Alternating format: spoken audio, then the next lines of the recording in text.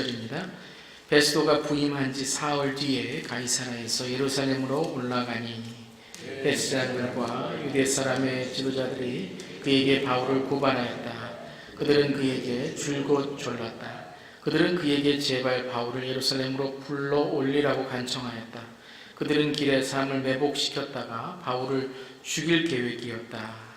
그러나 베스도는 바울이 가이사라에 무사하게 감금되어 있다는 말과 자기도 곧 그리로 가겠다는 말을 한 다음에 그러니 만일 그 사람에게 무슨 잘못이 있거든 여러분 가운데서 유력한 사람들이 나와 함께 내려가서 그를 고발하시오 하고 말하였다. 베스도는 예루살렘에서 여드레인가 열흘인가를 지낸 뒤에 가이사라로 내려가서 이튿날 재판석에 앉아서 바울을 데려오라고 명령하였다. 바울이 나타나자 예루살렘에서 내려온 유대 사람들이 그를 애워싸고 여러 가지 무거운 죄목을 걸어서 고발하였으나 증거를 대지 못하였다. 바울은 나는 유대 사람의 율법이나 성전이나 황제에 대하여 아무 죄도 지은 일이 없습니다 하고 말하여 자신을 변호하였다. 그러나 베스도는 유대 사람의 환심을 사고자 하여 바울에게 묻기를 그대는 예루살렘으로 올라가서 이 사건에 대하여 내 앞에서 재판을 받고 싶지 않소 하였다. 바울이 대답하였다. 나는 지금 황제의 법정에 서 있습니다. 나는 여기서 재판을 받아야 합니다. 각하께서도 잘 아시는 대로 나는 유대 사람에게 조금도 잘못한 것이 없습니다. 만일 내가 나쁜 짓을 저질러서 사형을 받을 만한 무슨 일을 하였으면 죽는 것을 마다하지 않겠습니다. 그러나 나를 고발하는 이 사람들의 고발 내용에 아무런 근거가 없으면 어느 누구도 나를 그들에게 넘겨줄 수 없습니다. 나는 황제에게 상소합니다. 그때 베스도가 배심원들과 협의하고 그대가 황제에게 상소하였으니 황제에게 돌아갈 것이요 하고 말하였다. 아멘. 아멘. 할렐루야. 아멘. 오늘도 하나님의 말씀 안에 은혜 받는 시간 되기를 바랍니다. 수요사도행전 강의 오늘 38번째 시간 땅 위에 하늘의 사람이라는 제목으로 함께 말씀 나눕니다. 여러분은 그리스도인이십니까? 네. 여러분은 크리스찬이십니까? 네. 그리스도인이란 말이 뭘까요? 그리스도인. 네. 그리스도인이란 말은 그리스도에게 속한 자, belong to Christ라는 말입니다. 예수에 속한 자라는 뜻이 바로 그리스도인의 정체성이죠. 예수님께 속한 자라는 말은 바로 하늘의 사람이라는 뜻입니다. 우리가 이 땅에 살아가고 있지만 우리는 하늘의 시민권을 가지고 있는 자, 바로 하나님의 자녀라는 뜻입니다. 여러분 하나님의 자녀의 삶을 살아가는 저를 되기를 주님의 이름으로 축원합니다. 땅 위를 살아가고 있지만 우리의 시민권은 하늘에 있고 우리는 바로 하나님의 자녀된 권세로 살아가는 것입니다. 우리 빌립보서 3장 20절 말씀 우리 함께 읽어보겠습니다. 시작. 그러나 우리의 시민권은 하늘에 있습니다. 그로부터 우리는 구주로 오실 주 예수 그리스도를 기다리고 있습니다. 아멘. 아멘. 우리의 시민권은 어디에 있어요? 하늘에 있다. 그렇죠? 하늘. 우리는 하늘의 시민권, 천국의 시민입니다. 그 예전에 어떤 영화를 봤는데요. 어떤 사람이 이제 망명을 하는 겁니다. 이제 중국에서 어떠한 억울한 누명을 써서 이제 미국 대사관으로 들어가기 위해서 애를 쓰는데 막 앞에서 그 대사관에 못 들어가게 하려고 사람들이 막 끄집어 내는 것입니다. 우리 가끔 보면 탈북자들 중국에서 이제 탈북하기 위해서 한국 대사관이나 미국 대사관으로 이렇게 애를 쓰고 들어가는 그러한 뉴스들을 접하게 됩니다. 왜 그렇게 대사관으로 들어가려고 할까요? 거기에 들어가면 자유가 있기 때문에 그렇죠. 여러분이 미국에 모든 게 다 미국 땅인데요. 딱 한 군데만 한국 땅입니다. 거기가 어디죠? 대사관입니다. 대사관. 거기는 한국 땅입니다. 그래서 그 대사관에 들어가면 미국의 법이 접촉되는 것이 아니라 한국의 법이 접촉되는 것입니다. 땅 위에 사는 사람들, 우리가 땅 위에 살고 있고 이 세상에 살고 있지만 우리는 어디에 속한 사람입니까? 바로 하늘에 속한 사람. 바로 하나님의 법, 성령의 법에 속한 사람인 것입니다. 바울의 일생을 보면 특별히 우리 21장부터 시작하는 이 바울의 재판 과정을 우리가 함께 보면 바울이 얼마나 당당하고 담대하고 그리고 모든 것에 정말 자신이 있었는지를 우리가 발견하게 됩니다. 재판을 받는 과정인데 오히려 바울은 자기가 이 일을 당당하게 이끌고 가는 것을 봅니다. 로마 시민이라 그러면 풀려날 것을 그는 로마 시민이라고 먼저 하지 않고 그는 기회가 되었을 때에 로마 시민임을 밝히고 또 기회가 되었을 때에 그의 삶 속에 하나님의 복음을 전하게 됩니다. 재판관이 있었고 벨릭스라든가 오늘도 베스도라든가 아그리파 왕이라든가 여러 재판관들이 있었지만 그 지금 이 시간과 이 때를 이끄는 사람은 바울이었던 것입니다. 엄밀히 말하면 하나님이 이끌고 계셨던 것이죠. 이 모든 계획과 이 순간순간을 하나님께서 이끌고 계셨던 것입니다. 어떻게 바울이 그러한 재판과 고난과 핍박 속에서 하나님의 사람으로 하늘의 사람으로 살아갈 수 있었을까요? 첫 번째는 믿음이 있었기 때문입니다.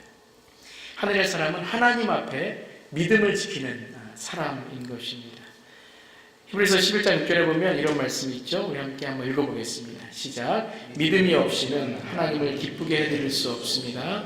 하나님께 나아가는 사람은 하나님이 계시다는 것과 하나님은 자기를 찾는 사람들에게 상을 주시는 분이시라는 것을 믿어야 합니다. 믿음이 뭡니까? 믿음이 뭐예요? 믿음이 없이는 하나님을 기쁘게 해드릴 수 없는데 그 믿음이라는 것은 첫 번째 하나님이 계시다는 것을 믿는 사람입니다. 여러분 하나님이 계심을 믿으십니까? 그게 첫 번째 그리스도인이 하늘에 속하는 바로 방법이고 비결이고 힘이고 능력입니다. 어디에 있든지 간에 하나님이 나와 함께 하심, 어디에 있든지 간에 하나님이 나를 지켜주시고 보호해 주심. 그렇기 때문에 어디에 가서 무엇을 하든지 간에 내 삶은 항상 당당하고 담대할 수 있는 것입니다. 그뿐만 아니라 또한 정결하고 깨끗한 것입니다. 아무도 안 본다고 해서 내가 죄를 질 수 있습니까? 아무도 안 본다고 해서 내가 어떻게 함부로 할 수 있겠습니까?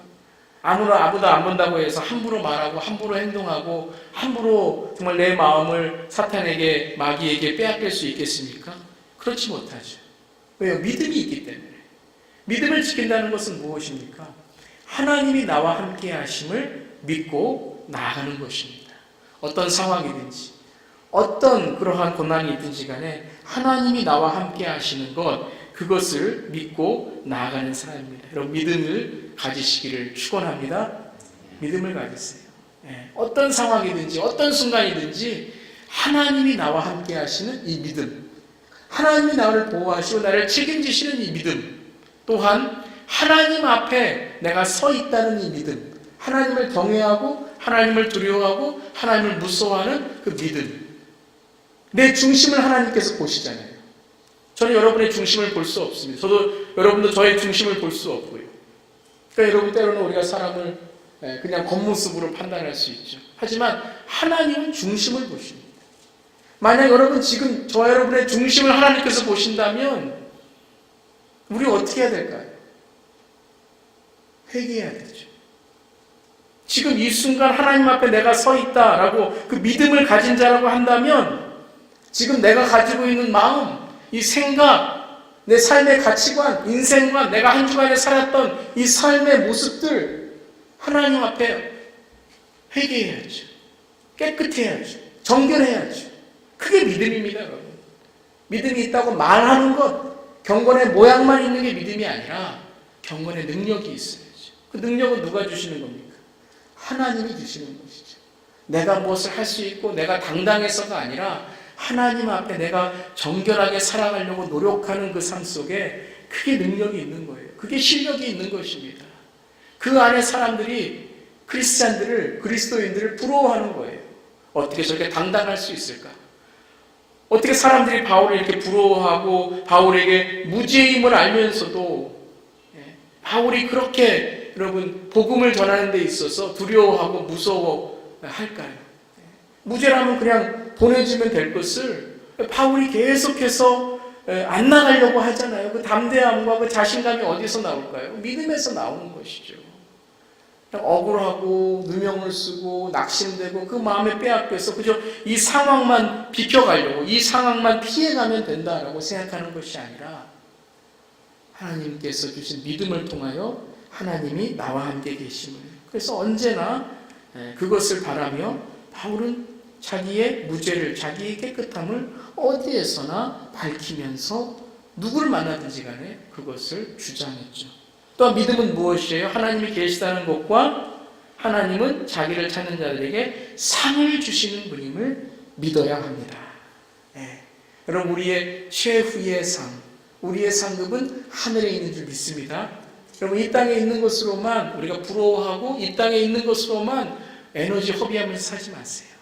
하늘의 상급을 쌓고 하늘의 보화를 쌓고 하나님이 우리에게 원하시는 그 상급, 그게 무엇입니까? 구원받고 사명을 위해 살아가는 거죠. 구원받은 자로 이 땅에서 사명을 다해서 살아가는 것, 그거보다 더 큰 인생이 어디 있습니까? 그거보다 더 큰 우리의 상급이 어디 있겠습니까? 그것을 디모데후서 4장 6절 8절 말씀에 바울은 이렇게 말하죠. 우리 함께 한번 읽겠습니다. 시작. 나는 이미 부어드리는 제물로 피를 흘릴 때가 되었고 세상을 떠날 때가 되었습니다. 나는 선한 싸움을 다 싸우고 달려갈 길을 마치고 믿음을 지켰습니다. 이제는 나를 위하여 의의 면류관이 마련되어 있으므로 의로운 재판장이신 주님께서 그날에 그것을 나에게 주실 것이며 나에게만이 아니라 주님께서 나타나기를 사모하는 모든 사람에게도 주실 것입니다. 아멘, 아멘. 여러분, 믿음을 지키며 살아가시기를 바랍니다. 세상에 타협하고 세상에 굴욕을 당하고 세상에 비참하게 겁쟁이 되지 마시고요. 믿음을 지켰으니 나를 위하여 어떤 면류관이라고요? 의의 면류관. 하나님이 우리를 의롭다고 하시는 그 면류관이 마련되어 있으므로, 누가 재판장이에요? 벨릭스가 재판장이에요? 베스도가 재판장이에요? 아그리빠 왕이 재판장이에요? 이 세상의 판사가 재판장이에요? 아니죠, 여러분. 오직 의로운 재판장이신 나의 주님께서, 그때에 그 주님께서 나를 판단하시고 나에게 상급을 주시고 나에게 하나님의 사모하는 자에게 주신다. 그 의의 면류관을 주신다라고 약속하십니다. 믿음을 지키는 자 되기를 간절히 바랍니다. 그런데 벨릭스와 베스도는 어땠습니까? 우리 지난주에 벨릭스에 대해서 배웠죠, 함께. 벨릭스 노예였지만 성공해서 이제 총독까지 된 그 로마의 노예였던 벨릭스. 벨릭스는 무엇을 좋아했던 사람이었어요? 돈을 좋아했던 사람이죠. 돈이라면은 무엇이든지 다 하는, 돈만을 원했던 사람. 베스도, 오늘도 25장 오늘 9절에 보면 이렇게 나와 있죠. 베스도는 유대 사람의 환심을 사고자. 또한 우리가 24장 26절에 보면 벨릭스는 바울에게 돈을 받을까 하고, 그리고 사람들의 27절에 유대 사람의 환심을 사고자 바울을 가둬두었습니다. 벨릭스와 베스도와 세상의 사람들의 관심은 어디에 있습니까? 사람의 환심을 사는 거예요. 사람들에게 인정받는 것. 그게 명예죠, 명예. 세상의 명예예요. 사람들의 인정만 받기를 원하고 하나님은 안중에도 없는 것. 그게 바로 세상의 명예인 것입니다. 벨릭스는 돈을 사랑했어요. 세상의 돈만을 위했습니다. 바울의 삶은 어땠습니까? 바울은 하나님의 인정, 하나님의 관심, 하나님의 사명을 위해 살아갔던 것이죠.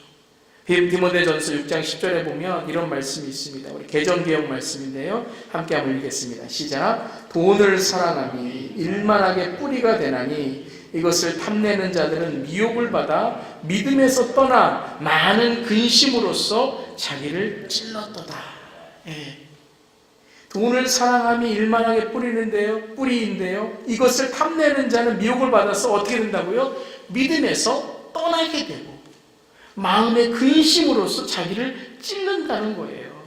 여러분, 사람은 양심이 있어서요, 자기가 알아요. 자기가 지금 이 하나님보다 무엇을 더 사랑하는 걸 알고 있어요. 근데 그것을 찔리거든요.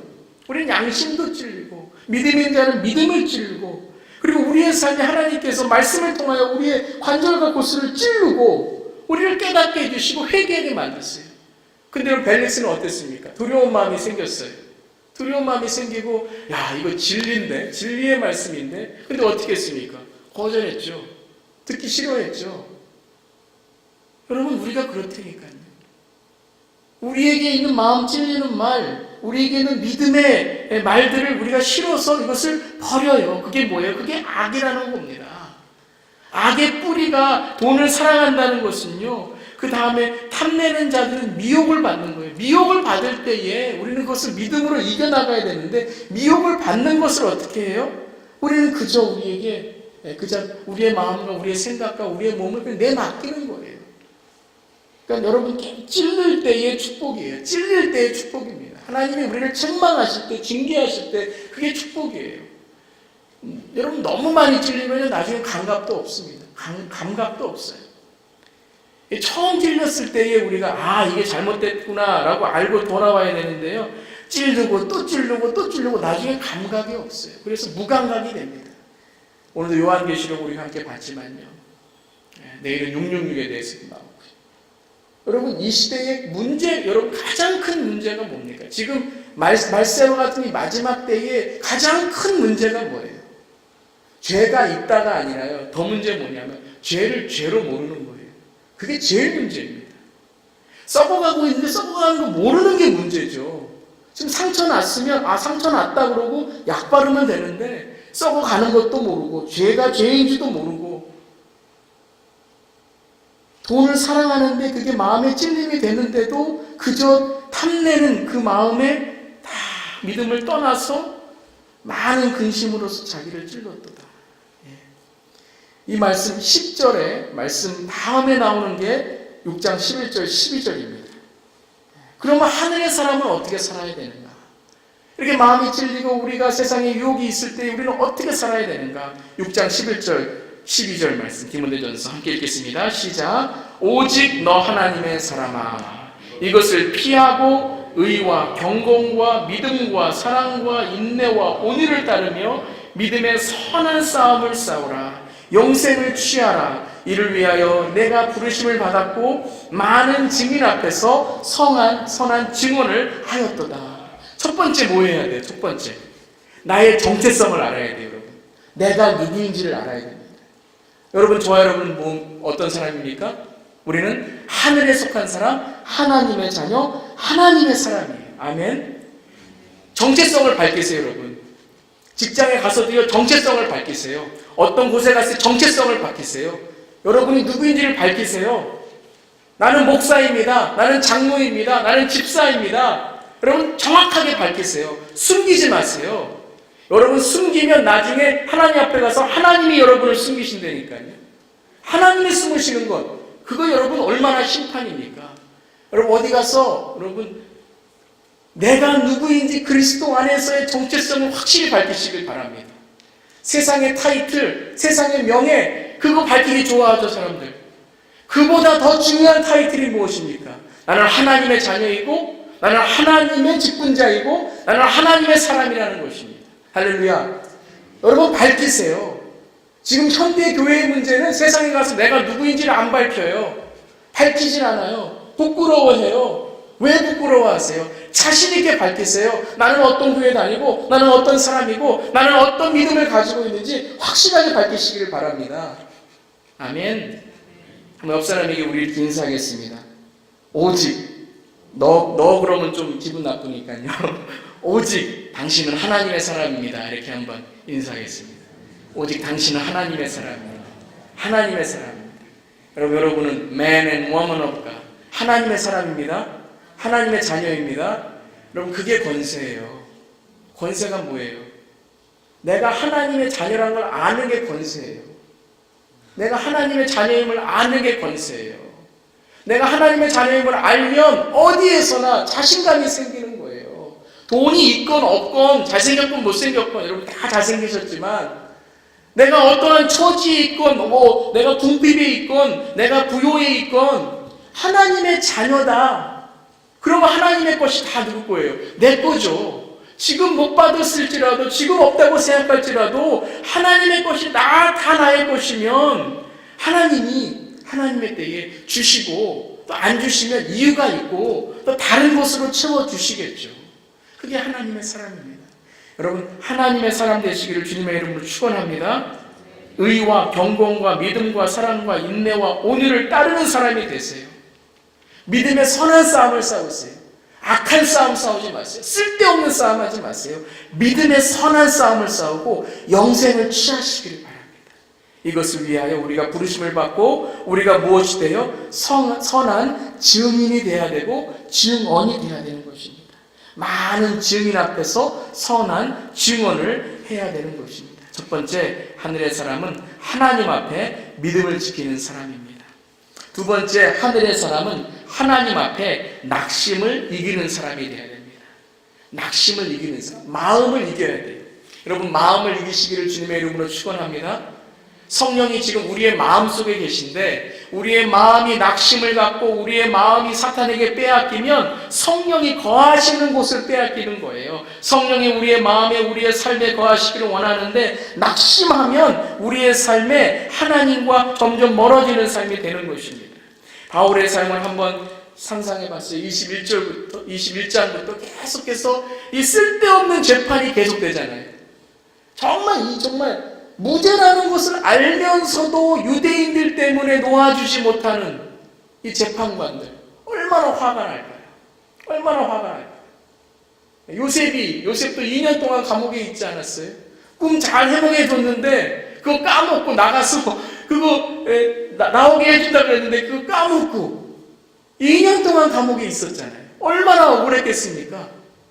바울이 지금 무죄라는 걸 한두 번 말했어요. 그리고 재판관이 무죄라고 이야기하고 천부장도 무죄라고 이야기하고 다른 사람도 무죄라고 아는데 그 유대인들 때문에 유대인들은 또 어떻게 해요? 가는 곳곳마다 핍박을 주고 고난을 주고 40명이 자기를 죽인다고 그러지는 않나. 자기가 뭘 잘못했다고요? 지금 복음 전하려고 그러는데 뭐 잘못했다고요? 얼마나 억울하겠습니까? 여러분, 억울한 일 있으시죠? 낙심되는 일 있으시죠? 여러분, 그 억울함과 낙심이 무엇입니까? 바로 하늘의 사람의, 바로 내 삶에 확정된 나의 하늘의 사람이라는 것을 나에게 증거해 주는 기회가 되는 거예요. 그 낙심을 이기지 못하면, 오늘 사탄에게 그 마음을 빼앗기면 우리는 영영 그 억울함과 상처와 과거와 우리의 지금 마음속에 있는 낙심 안에서 계속해서 그 상처만 붙들고 있는 거예요. 여러분, 그렇게 살아가는 사람들 얼마나 많이 있습니까? 바울이 낙심과 어려움에 있었다면 여러분, 어떻게 골로새서를 쓰고 빌립보서를 쓸 수 있었겠습니까? 빌레몬서를 어떻게 쓸 수 있었겠습니까? 그냥 이만 갈다가 계속 이만 갈다가 이빨 다 없어져갖고 여러분 건강 해치고 그랬지 않았겠습니까? 낙심을 이기는 사람. 베드로전서 5장 8절 9절 우리 한번 함께 읽어보겠습니다. 시작. 정신을 차리고 깨어 있으십시오. 여러분의 원수 악마가 우는 사자같이 삼킬 자를 찾아 두루다닙니다.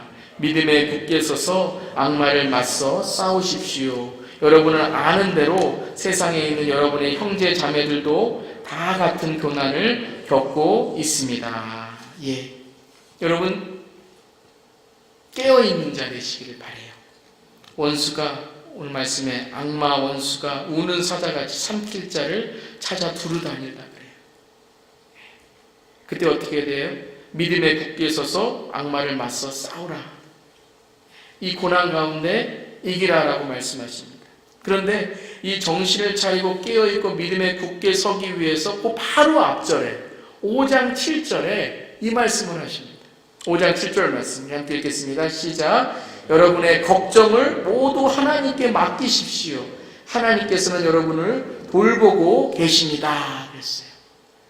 우리가 믿음에 굳게 서서 정신을 차리고 깨어있으려면 원수 악마가 우는 사자처럼 산티차를 찾아다니는데 제일 먼저 공격하는 게 뭐예요? 우리의 마음이라는 겁니다. 염려와 근심과 걱정을 주고 우리의 삶을 흔들고 마음을 빼앗고 우리의 삶을 자꾸 흔든다는 거예요. 그 5장 7절에 여러분의 걱정이 뭐예요? 마음을, 여러분의 흔들리는 마음을, 여러분의 과거를, 상처를, 지금 억울한 마음을 하나님께 어떻게 하라고요? 이 맡기십시오가 뭐예요? 던지십시오. 우리 지난주 주일날 우리 배웠잖아요. 던지십시오. cast away. 던져버리라는 거예요. 던져버리는 거예요. 하나님께 던져버리라는 거예요.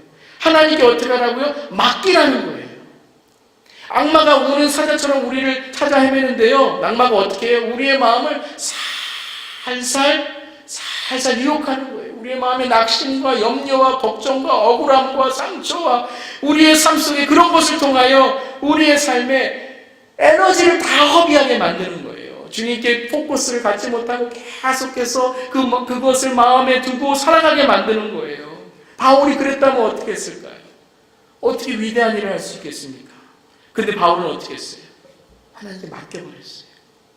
아무것도 염려하지 않고 오직 기도와 간구로 너희 구할 것을 감사함으로 하나님께 감사하면서 맡겨버렸어요. 기도하면서 맡겨버렸어요.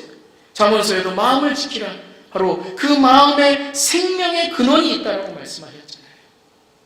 마음을 지키고 낙심되는 마음 속에서 하나님 앞에서 그 낙심을 이겨야 됩니다. 그 이길 때에 우리가 바로 하나님의 큰 일을 할 수 있는 것입니다. 사탄은 여러분 다른 건 없어요. 사탄이 우리 앞에 가서 무섭지, 그거는 별로 많이 안 나타나고요. 항상 뭐냐면 작은 일에 우리의 마음을 흔드는 거예요. 한마디의 말, 하나의 행동, 그러한 우리의 삶 속에 어떤 작은 걱정, 염려, 내일에 대한 불안, 그런 것으로 제일 먼저 우리의 마음을 흔들어요. 잘 될까? 내가 잘 살고 있는가? 그러한 우리의 마음속에 실망하게 하고 낙심하게 하고 그런 마음을 갖는 거죠. 요셉이 그랬다면 어떻게 총리가 될 수 있었겠습니까? 바울이 그랬다면 어떻게 위대한 사도가 될 수 있었겠습니까? 예수님이 그러셨다면 어떻게 십자가에 달리실 수 있겠습니까? 그 억울함 다 마음속에 두고 계셨다면. 근데 어떻게 하셨어요? 하나님께 다 맡겨버리셨어요. 어떻게 해요? 순종했죠. 아버지의 뜻대로 하시옵소서. 하나님께 맡겼는데요. 여러분, 우리가 하나님께 맡기고 예수님께 맡기면 내 안에 그리스도께서 사시는 거 아니에요. 나는 죽고 날마다 나를 부인하고 십자가를 지고 나아가는 거잖아요. 그때에 하나님께서 나를 통해서 하나님의 일을 하시는 겁니다. 우리 주기도문에도 그랬잖아요. 주기도문에 마태복음 6장 9절 10절 말씀. 하늘에 계신 우리 아버지, 그 이름을 거룩하게 해주시며 그 나라를 오게 하여 주시며 그 뜻을 하늘에서 이루신 것 같이 땅에서도 이루어 주십시오 라고 기도했어요. 근데 그 구절을 쭉 우리가 읽다 보면요, 보화에 대해서 나오고 그 보화가 어디에 있는지 나오면서 21절에 이렇게 말씀하십니다. 너의 보물이 있는 곳에 너의 마음도 있을 것이다 그랬어요. 여러분, 이 보물이 뭘까요? 주기도문부터 시작했던 이 보물이 뭘까요? 이 보물이 하나님의 나라예요.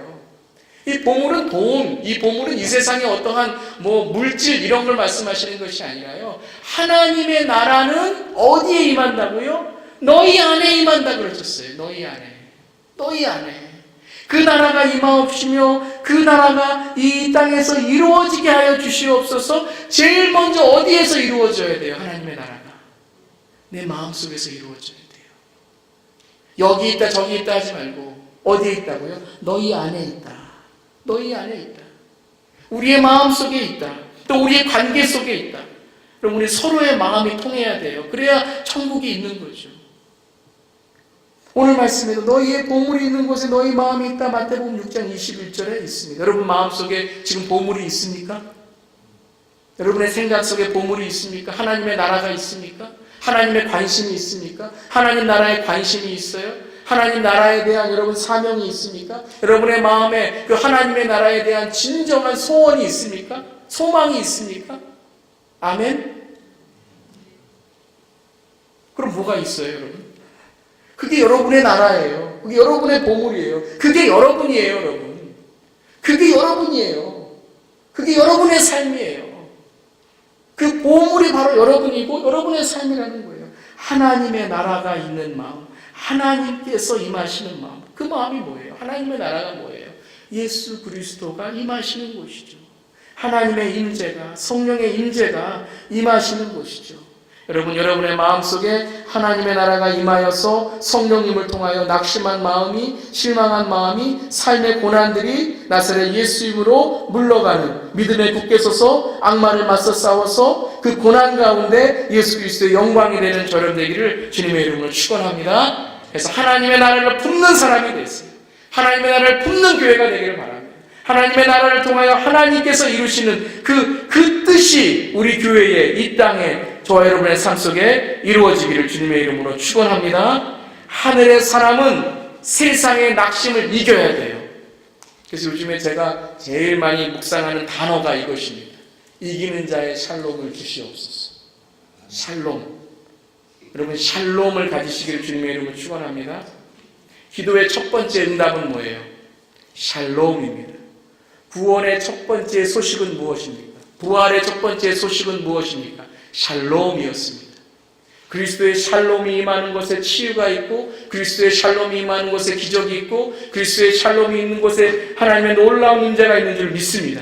이 시간에 샬롬이 저 여러분의 삶 속에, 마음 속에, 가정에, 교회에, 여러분의 직장에, 여러분의 자녀들에게, 우리의 모든 곳곳마다 임하기를 주님의 이름으로 축원합니다. 우리 옆 사람에게 샬롬 한번 인사하겠습니다. 샬롬. 샬롬은 선포하셔야 돼요. 선포하셔야 돼요. 평강, 예수님이 부활하신 이후에 평강이 있으되 말라 이러지 않으셨죠? 평강이 있을지어다 그랬어요. 여러분, 사탄 마귀는요, 선포해야 됩니다. 대적의 기도를 하셔야 돼요. 샬롬, 샬롬이 있을지어다. 나사렛 예수 명하노니 샬롬이 있을지어다. 이기는 자의 샬롬이에요. 내 감정, 상황, 어떤 내 분위기, 그것이 아닙니다. 내 마음의 우울함, 기쁨이 아니에요. 이기는 자 예수 그리스도의 샬롬이에요. 그 부활이, 그 능력이 우리에게 임하는 것, 그것이 바로 하늘 사람의 삶인 것입니다. 여러분, 이기는 자의 샬롬이 있으시기를 주님의 이름으로 축원합니다. 요한계시록에 나오는 것처럼 고난과 어려움 가운데서도 귀 있는 자를 들을지어다. 그 말씀을 통하여 샬롬을 가진 자들이 마지막에는 승리자, 이기는 자의 승리를 만끽하게 되는 것입니다.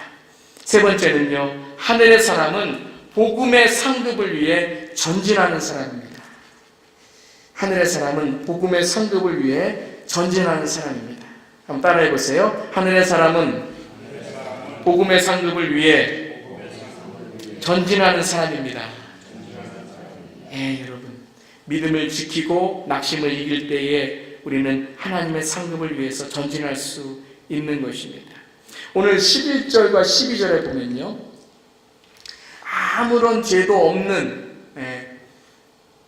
바울이 마지막에 뭐라고 그러냐면요, 황제에게 상소합니다 그래요. 황제에게 상소합니다. 근데 여러분, 황제에게 상소한다는 거는요, 이거는 지금같이 억울하니까 내 이 억울함을 좀 풀어주세요 라는 의미도 있지만, 이때의 황제에게, 가이사에게 상소를 하면요, 중간에 무죄 판결이 나고 중간에 이 사람이 죄가 없다고 할지라도 어디까지 가야 되냐면 로마까지 가야 돼요. 중간에 이 재판을 그만둘 수 없습니다. 황제에게 상소합니다 그럼 로마까지 가야 돼요. 무조건. 무죄이건 이 재판이 어떻게 됐든지 간에 무조건 어디까지 가야 되냐면 로마까지 가야 됩니다. 그것이 사도행전 26장 32절에 나옵니다. 황제에게 상소하면 석방될 수가 없습니다. 황제한테까지 가야 돼요. 사도행전 26장 32절에 이제 아그리빠 왕이 그들이 이렇게 막 이야기를 합니다.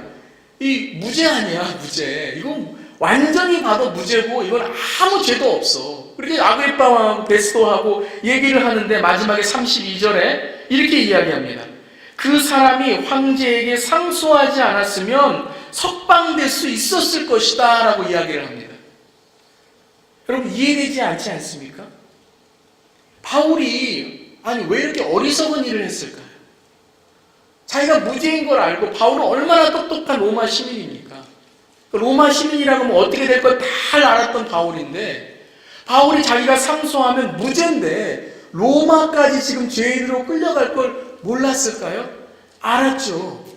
알았습니다. 그런데 왜 황제에게 상소했을까요? 여러분, 이 상소라는 말이 헬라어로 에피칼로마이라는 뜻인데요, 이 에피칼로마이라는 것은 상소한다는 뜻도 있지만 출정한다, 전진한다는 뜻이 있습니다. 내가 황제에게 상소한다는 말은 억울함을 풀어달라는 의미라기보다 바울에게는 이제 내가 복음을 들고 황제에게 출정하겠습니다. 전쟁에 출정하는 것처럼요, 전쟁에서 나가는 것처럼 내가 이제는 황제에게 이제는 벨릭스와 베스토와 아그리파 왕 앞에서 전한 이 복음을 가지고 어디까지 간다고요? 로마의 황제까지 가겠습니다 라는 선포라는 거예요. 여러분, 우리가 보기에는 억울한 상황 같죠? 우리가 보기에는 멍청한 상황 같죠? 아니, 괜히 그 말 한마디 해갖고, 아니 뭐 괜히 그렇게 정직해갖고, 괜히 그때 손해본다 그래갖고, 이게 뭐냐? 이게 지금 이게 다 손해보고 이 끌려가고 죄인이고 무죄고 석방당할 수 있는데 괜히 황제에게 상소하겠습니다 이 한마디 잘못해갖고. 근데 여러분, 황제에게 상소합니다 라는 이 바울의 한마디로 복음이 어디까지 갑니까? 로마까지 가요. 억울함을 해소하기 위한 자기의 삶의 목적이 아니라 복음을 위해서라면, 여러분, 분명히 하나님께서 말씀하셨죠. 성령이 뭐라고 말씀하셨죠? 너는 예루살렘만이 아니라 로마에서도 증언할 것이다 그랬어요. 여러분, 하나님의 약속이 있으시면 그렇게 행동하세요. 하나님의 말씀이 그렇게 말씀하셨으면 순종하세요. 아니, 말로는 하나님이 이렇게 말씀하시고 하나님이 책임지시고 하나님이 내 자녀 하나님께 바칩니다, 하나님의 자녀입니다 하고서요, 행동, 말, 삶의 가치관, 인생관, 교육 방법은 하나님의 방법과는 아무 상관없어요. 근데 하나님이 어떻게 책임지세요? 하나님이 로마로 간다 그러면 바울도 로마로 가려고 열심히 최선을 다해야죠. 지금 석방당하면 로마로 못 가잖아요. 하나님께서 이끄시는 방법이 지금 무엇입니까? 고난과 핍박 중에 너를 로마로 가게 해서 증언할 것이다. 그러면 거기에 포커스를 맞춰야죠. 그럼 어떻게 하면 로마로 갈 것인가? 황제에게 상소하는 것이다. 황제에게 상소하면 나는 무조건 무죄이지만 황제에게 가도 무죄죠. 하지만 나의 인생의 목적은 무죄가 아니라, 세상의 억울함을 푸는 것이 아니라, 세상에 억울할지라도 고난과 핍박을 당할지라도 로마에 가서 복음을 전하는 것이죠. 로마에서 복음을 전하죠. 로마에서 복음을 전해서 어떻게 됩니까? 로마의 복음화가 됩니다. 로마의 놀라운 하나님의 은혜가 임하게 되는 것입니다. 그 바울의 한마디로 복음은 로마 제국을 바꾸게 됩니다. 그 한마디로, 황제에게 상소합니다는 그 한마디로. 여러분, 하나님이 여러분에게 그렇게 약속하셨으면 그렇게 행동하시고 그렇게 살아가세요. 믿음을 지키고 낙심을 이기고 하나님이 나와 함께 하심을 믿고 끝까지 주님을 붙들고 살아가시길 바랍니다. 그리고 그렇게 행동하시고 말하세요. 그렇게 자녀들을 양육하세요. 그렇게 사람들에게 나는 믿음이 있다, 하나님의 은혜의 삶을 전하세요. 말은 그렇게 안 하고 행동은 그렇게 안 하고, 그러면서 그냥 기도할 때만 하나님께 이렇게 해주세요라고 한다면 하나님이 능력이 있어서 해주시겠지만 하나님은 인격적인 분 아니시겠습니까? 하나님이 정말 그렇게 하고 싶니? 정말 하나님의 자녀가 되고 싶니? 말씀하시지 않으시겠습니까? 목사라면 목사 행동을 해야죠. 크리스찬이면 크리스찬의 행동을 해야죠. 사람이 보건 안 보건, 혼자 있건 누가 있든지 간에 부족하고 연약하고 죄 짓는 우리들이지만 항상 하나님 앞에 가서 지금 이 순간 어떻게 하나님께 정결하고 깨끗해질 수 있을까? 주님의 신부로 어떻게 살아갈 수 있을까? 신부는 누구입니까? 사랑받은 자 아니에요. 이미 사랑받은 자예요. 근데 신부는 신랑 앞에서 어떻게 됩니까? 신랑 앞에 정결한 처녀와 같은 사람이 돼야죠. 마음 빼앗기고 몸 빼앗기고 다 빼앗기고 사랑 다 빼앗기고 다른 사람 다 사랑한 다음에 신랑님 사랑합니다. 그게 사랑이에요? 신혼여행 갈 수 있겠어요? 아니죠. 이미 사랑받은 신부지만 그 신부가 신랑 앞에서 어떻게 해야 돼요? 가장 아름다운 처녀 신부가 돼야죠. 가장 아름다운 신부의 모습을 간직하고 있어야죠. 바울은 오로지 한 가지였습니다. 어떻게 하면 복음의 상급을 위해 전진하는 사람이 될 수 있을까? 무죄, 억울함, 그것보다 더 중요한 것은 로마에 어떻게 갈 수 있을까?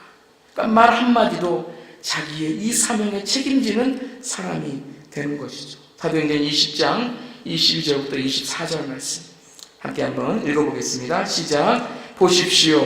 이제 나는 성령에 매여서 예루살렘으로 가는 길입니다. 거기서 무슨 일이 내게 닥칠지 나는 모릅니다. 다만 내가 아는 것은 성령이 내게 일러주시는 것뿐인데 어느 도시에서든지 투옥과 환난이 나를 기다리고 있다는 것입니다. 그러나 내가 나의 달려갈 길을 다 달리고 주 예수께 받은 사명 곧 하나님의 은혜의 복음을 증거하는 일을 다 하기만 하면 나는 내 목숨이 조금도 아깝지 않습니다. 아멘. 여러분, 그러나의 인생을 사셔야 돼요. 내 과거는 이러고 내 배경은 이러고 내 출신은 이러고 내 부모님은 이러고 내 가정은 이러고 내 삶은 이러고 내 지금 어려움과 약함은 이렇지만 그러나 그래도 어떻게 한다고요? 달려가야죠. 광야에서만 죽으시겠습니까? 만나와 매출하기만 여러분 좋다고 그 광야에서 더 먹여달라고 더 살려달라고 더 마시게 해달라고 그것으로만 인생 끝내야 될까요? 광야로 왜 이끄셨습니까? 하나님께서 왜 이스라엘을 광야로 이끄셨습니까? 가나안 땅에 가라는 거죠. 천국에 가라는 거죠. 나의 달려갈 길을 다 달려야 됩니다. 그 사명이 무엇입니까? 복음을 증언하는 일을 다 하기만 하면 황제에게 상소를 해서 내가 더 많이 감옥에 있고 더 많이 어려움을 당할지라도 그 복음을 전하는 일만 다 하기만 한다면 내 목숨이, 내 시간이, 내 돈이, 내 가정이 어떤 것도 조금 더 아깝지 않습니다. 왜요? 하나님께 가장 가치 있는 것을 드렸기 때문이죠. 빌립보서 3장 12절부터 12절 13절 말씀 함께 읽겠습니다. 시작. 나는 이것을 이미 얻은 것도 아니며 이미 목표점에 다다른 것도 아닙니다. 그리스도 예수께서 나를 사로잡으셨으므로 나는 그것을 붙잡았습니다. 형제 자매 여러분, 나는 아직 그것을 붙들었다고 생각하지 않습니다. 내가 하는 일은 오직 한 가지입니다. 뒤에 있는 것은 잊어버리고 앞에 있는 것을 향하여 몸을 내밀면서 그리스도 예수 안에서 하나님께서 위로부터 부르신 부르심의 상을 받으려고 목표점을 바라보고 달려가고 있습니다. 아멘. 위에서 부르신 하늘에 속한 사람, 하늘의 사람은 땅에서 있는 것을 받는 것이 아니라 위에서 부르신 부르심의 상을 위해서 달려가는 겁니다. 여러분, 하늘은 어디서부터 시작이에요? 여러분, 땅과 하늘이 있으면 하늘은 어디서부터 시작입니까? 하늘은 내 발끝부터 시작입니다. 내 발끝부터 하늘의 시작이에요. 나는 지금 어디에 있는 거예요? 하늘에 속한 사람이 되어야 됩니다. 땅을 딛고 있다고 땅에 속한 사람으로 살아가는 것이 아니라 하늘을 향해 있는, 땅 위에 있는 하늘의 사람이 되어야 되는 것입니다. 바울이 세상을 봤을 때 온통 사람들이 다 어디에 묶여 있었습니까? 땅에 묶여 있는 거예요. 하늘을 바라보지 못하고 땅만 바라보고 있는 거예요. 가진 자도 못 가진 자도 배운 자도 배우지 못한 자도 잘 사는 자도 못 사는 자도 나이 많은 분도 나이 적은 아이들도 다 뭐예요? 세상에 있는 것에 묶여서 땅에 있는 것에 묶여서 땅의 것들만 살아가는 그 인생이 너무너무 불쌍해서 복음을 증언하는 일에 내 목숨을 다하는 것도 아깝지 않다고 위에 있는 부르심의 상을 받으려고 목표점을 향하여 달려가고 있다고 외치고 있는 것입니다. 오늘 우리에게 말씀하십니다.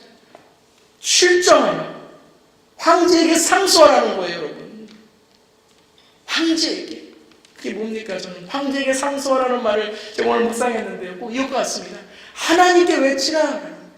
세상의 황제에게만 상소하지 말고 나의 목표와 나의 삶을 하나님께 바치라. 하나님께 외치라. 하나님께 드리라. 우리의 황제, 우리의 주인, 우리의 왕은 누구이십니까? 하나님 아닙니까? 세상의 황제에게만, 세상의 사람들에게만이 아니라 하나님께서 부르신 그 상을 위해서. 여러분, 정말 눈을 들어 하늘을 보세요. 그런 책이 있죠. 눈을 들어 하늘 보라. 어지러운 세상 중에 곳곳마다 상한 영의 탄식 소리 들려온다.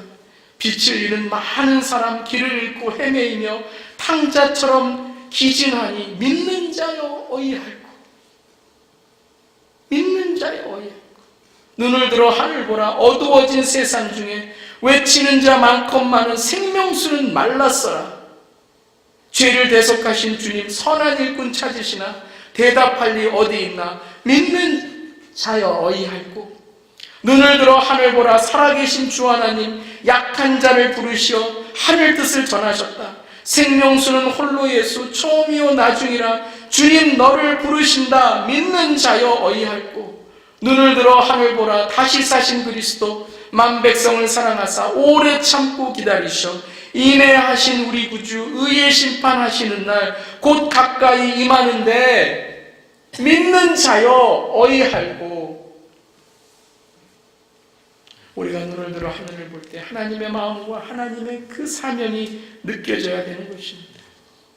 하늘의 사람은 하나님 앞에 믿음을 지키는 사람이고, 하늘의 사람은 하나님 앞에 낙심을 이기는 사람이고, 하늘의 사람은 복음의 상급을 위해 오늘 내 삶 속에 가장 중요한 하나님의 주신 사명으로 믿음으로 바라보는 사람이 되는 것입니다. 그런 하늘에 속한 사람 되시기를 주님의 이름으로 축원합니다. 한번 시간 기도하겠습니다.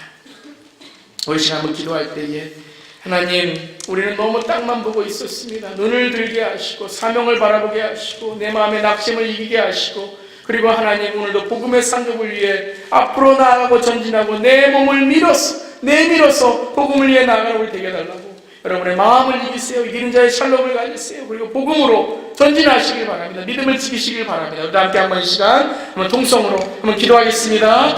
당신에 기도합니다. 하나님, 주님의 마음이 느껴집니다. 믿는 자여 어이할꼬. 인디아나폴리스에 잃어버린 영혼들을 향하여 믿는 자여 어이할꼬. 이 미국에 믿는 자여 어디할꼬.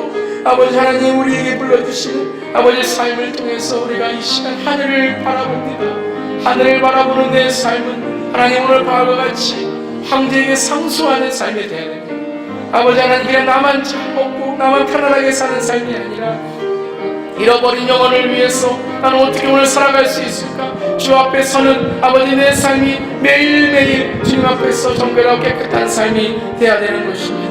하나님 아버지, 내 마음속에 있는 낙심을 이겨야 됩니다. 이 땅의 낙심을, 이 땅의 걱정을, 이 땅의 염려를, 이 땅에 있는 모든 것을 이겨서 아버지 이 모든 것이 하나님의 영광을 위해 살아가는 삶이 되어야 되는 것입니다.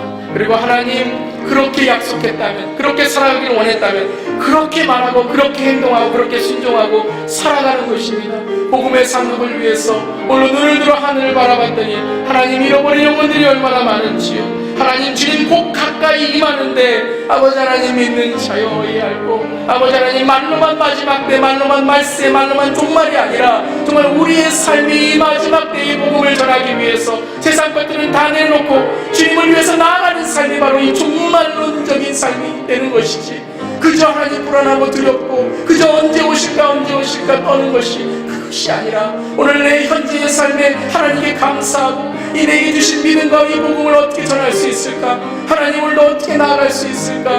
아버지, 오늘도 하나님의 속한 사람으로 나아가는 것이 바로 오늘 하나님께 주시는 기쁨의 삶이고 하나님의 속한 삶인 것입니다. 아버지, 땅 위의 시작은 바로 내 삶의 끝에서부터 시작하는 것입니다. 하늘의 시작으로 시작하는 것임을 깨닫게 하시고 하나님 인도하여 주시옵소서. 감사드립니다. 예수님의 이름으로 기도드립니다. 아멘. 하늘에 속한 사람 되기 원합니다. 하나님, 우리는 땅에 하나님 두 발을 딛고 서 있기 때문에 이 인간의, 이 죄의, 이 세상의, 이 중력에 너무나도 힘이 들 때가 있습니다. 하나님, 그때에 우리는 하늘을 바라보며 하나님 믿음을 지키고 내 마음을 이기고 그리고 복음을 향하여 그 부르심의 상급을 위해 나아가게 되면 하나님, 오늘 하늘의 사람의 권세를 우리에게 허락해 주실 줄 믿습니다. 하나님, 하나님의 자녀의 권세를 찾게 하여 주시옵소서. 그것을 회복해야 됩니다. 지금 이 시대의 크리스찬들, 교회와 이 시대의 믿는 자들이 잃어버린 것은 바로 돈도 아니고 명예도 아니고 어떠한 우리의 좋은 것이 아니라 이 하나님의 자녀의 권세를 잃어버렸습니다. 돈 때문에, 명예 때문에, 세상 때문에, 성공 때문에 하나님의 자녀됨의 권세를 그저 다 빼앗겨버렸습니다. 아버지 하나님, 눈을 들어 하늘을 볼 때에 믿음을 지키는 자, 눈을 들어 하늘을 볼 때에 우리의 마음의 걱정과 염려를 이기는 자, 눈을 들어 하늘을 볼 때에 복음으로 전진하고 복음으로 세상에 하나님께 외치는 자, 하나님의 말씀을 선포하는 자 되게 하여 주시옵소서. 주님 감사드리며 예수님의 이름으로 기도드리옵나이다. 아멘. 감사합니다. 우리 다